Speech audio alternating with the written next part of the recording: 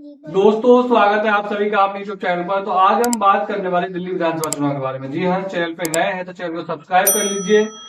तो आज हम बात करने वाले खास करके मनीष सिसोदिया के बारे में। जी हाँ, मनीष सिसोदिया ने हार की वजह से अपना सीट बदल लिया इस विधानसभा चुनाव में और वो पड़पड़गंज से जंगपुरा चले गए हैं। अब ऐसा लग रहा है कि इस बार उसका किस्मत ही खराब चल रहा है या किस्मत कुछ अच्छा नहीं चल रहा है, क्योंकि जंगपुरा जिस सीट से गए हैं वो चुनाव लड़ने के लिए, वो एक मुस्लिम बहुल सीट है, लेकिन कांग्रेस पार्टी ने अपना सबसे बड़ा दांव खेल दिया है और जंगपुरा विधानसभा के लिए कांग्रेस पार्टी ने अपने प्रत्याशी फरहाद सूरी को मैदान में उतारा है। आपको बता दूं, फरहाद सूरी एक समय में मेयर भी रह चुके हैं शिवदीसी सरकार में।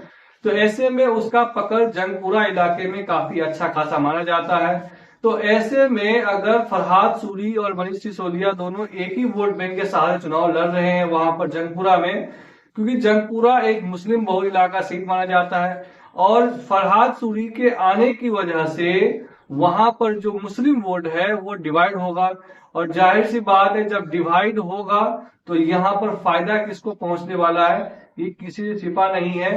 बीजेपी को फायदा पहुंचने वाला, सिंपल सी बात है। फिलहाल अभी यहाँ पर जंगपुरा से आम आदमी पार्टी के ही विधायक है प्रवीण कुमार, जिसका जो है इस बार टिकट काट दिया गया है और वहां पर खुद मनीष सिसोदिया चुनाव लड़ रहे हैं। तो पड़पड़गंज से मनीष सिसोदिया जो है सेफ सीट ढूंढना जंगपुरा। उन्हें लगा कि शायद मुस्लिम वोटर की वजह से वहां पर उन्हें एक मुश्त वोट मिलेंगे और यहाँ पर वो चुनाव आराम से जीत जाएंगे, लेकिन इस बार उसके किस्मत में ऐसा मंजूर है नहीं और इस बार वहां पर फरहाद सूरी का भी मैदान में उतर जाने की वजह से मुस्लिम वोटर का डिवाइड होना तय है। अब बीजेपी ने अभी कैंडिडेट घोषित किया नहीं है जंगपुरा से कौन लड़ेगा। हालांकि बीजेपी ने दिल्ली में एक भी लिस्ट जारी नहीं किया है, लेकिन इस बार आम आदमी पार्टी के लिए उतना खासा अच्छा खासा संकेत मिल नहीं रहा है। बताया यह जा रहा है कि अरविंद केजरीवाल के जो नई दिल्ली से विधानसभा सीट से चुनाव लड़ रहे हैं उनका सीट भी फंसा हुआ नजर आ रहा है, क्योंकि उसके खिलाफ कांग्रेस पार्टी ने अपने सबसे बड़े और तुरुप का इक्का चल दिया है, संदीप दीक्षित को मैदान में उतारा है और संदीप दीक्षित की वजह से उन्हें कई टक्कर देखने को मिल सकता है और इस बीच में कहीं बीजेपी फायदा न उठा ले और वो इस सीट से चुनाव जीत न जाए। तो मुझे लग रहा है कि इस बार काफी मुकाबला दिलचस्प होने वाला है। इस बार दिल्ली का चुनाव जो है दोस्तों काफी दिलचस्प होने वाला है, क्योंकि पड़पड़गंज से मनीष सिसोदिया ने पड़पड़गंज को छोड़ करके जंगपुरा से लड़ने का ऐलान किया, वहां पर कांग्रेस पार्टी ने उसे फंसा दिया है। अब फंसा ऐसा दिया है कि न तो निकला जा रहा है न तो उगला जा रहा है, क्योंकि अब वो सीट बदल भी नहीं सकते हैं मनीष सिसोदिया। अब टोटल डिपेंड ये करता है कि मुस्लिम वोटर्स का रुख क्या होता है। अगर मुस्लिम वोटर का रुख कांग्रेस की तरफ चला जाता है आम आदमी पार्टी को छोड़ करके, जैसा कि इस बार देखने को मिल रहा है, तो ऐसे में यकीन मानिए कि मनीष सिसोदिया वहां से चुनाव हार भी सकते हैं। इसमें कोई सरप्राइज होने वाली बात नहीं है।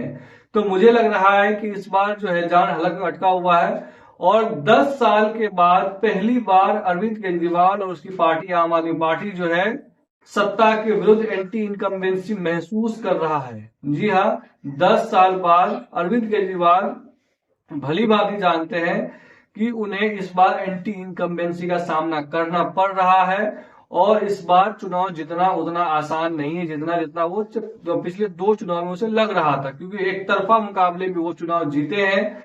70 में से 62 सीट 68 सीट ऐसे चुनाव जीते हैं उन्होंने, केजरीवाल ने। लेकिन इस बार मुझे लग रहा है कि उनका पाला असली राजनीतिक दल से पड़ने वाला है, क्योंकि 10 साल सत्ता में रहने के बाद एंटी इनकम्बेंसी कितना ज्यादा हो जाता है। तो इस वजह से कांग्रेस पार्टी के ऊपर आम आदमी पार्टी ने पूरी तरह से हमला करने का मौका बना लिया है और लगातार आम आदमी पार्टी जो है वो कांग्रेस पार्टी पर हमलावर है। अरविंद केजरीवाल और आम आदमी पार्टी को इस बात का बिल्कुल अच्छे खासे तरीके से पता है कि उनका सबसे बड़ा दुश्मन कौन हो सकता है, उन्हें सत्ता से बाहर करने में किस पार्टी का अहम रोल हो सकता है। उन्हें पता है कि आम आदमी पार्टी और कांग्रेस का एक ही वोट बैंक हुआ करता था। एक समय में जो वोट बैंक अभी केजरीवाल और आम आदमी पार्टी के पास है, वही वोट बैंक के सहारे कांग्रेस पार्टी पिछले 15 साल तक सत्ता में राज किया था शीला दीक्षित के समय में। तो इसीलिए उन्हें पता है कि आम आदमी पार्टी और कांग्रेस का जो वोट बैंक है वो एक जैसा है। ऐसे में अगर कांग्रेस पार्टी मजबूत होती है दिल्ली के अंदर तो इसका सीधा जो फायदा है वो बीजेपी को मिलेगा, और सीधा नुकसान जो है, सीधा नुकसान जो है वो आम आदमी पार्टी को होने जा रहा है। झुग्गी झोपड़ी, पूर्वांचली वोटर्स, मुस्लिम वोटर्स, और अगर केजरीवाल की बात करें, केजरीवाल खुद बनिया जाति से आते हैं, तो बनिया वोटर जो है वो 50-50 हो जाता है, क्योंकि बनिया वोटर्स जो है वो बीजेपी का कोर वोटर्स माना जाता है। लेकिन केजरीवाल पार्टी का मुखिया ही अगर बनिया जाति से, अग्रवाल जाति से है, तो मुझे लग रहा है कि 50-50 हो जाता है। तो इस वजह से इसके सहारे आम आदमी पार्टी का पिछले 2 चुनाव से नैया पार लग रही थी। लेकिन दिल्ली दंगा जो हुआ था, पूर्वी दिल्ली में जो दंगा हुआ था, उसके बाद से मुसलमान खास करके अरविंद केजरीवाल को संदिग्ध नजरों से देखने लगा। इसके वजह से इस बार आम आदमी पार्टी को भी लग रहा है कि मुस्लिम वोटर्स का 100% हिस्सा उन्हें मिलने वाला बिल्कुल भी नहीं है, जो पिछले 2 चुनाव से हो रहा था। इस बार 50-50 होने वाला है, मुस्लिम वोटर्स आम आदमी पार्टी और कांग्रेस के बीच में बंटने वाला है। तो ऐसा ही कुछ देखने को मिलने वाला है इस बार जंगपुरा विधानसभा जो है वो मुस्लिम, बनिया, इन तमाम जगहों की वजह से आम आदमी पार्टी के लिए एक मुफीद चेहरा हुआ करता, मुफीद जगह हुआ करता था विधानसभा, लेकिन इस बार उसका जो है फंसता हुआ दिख रहा है।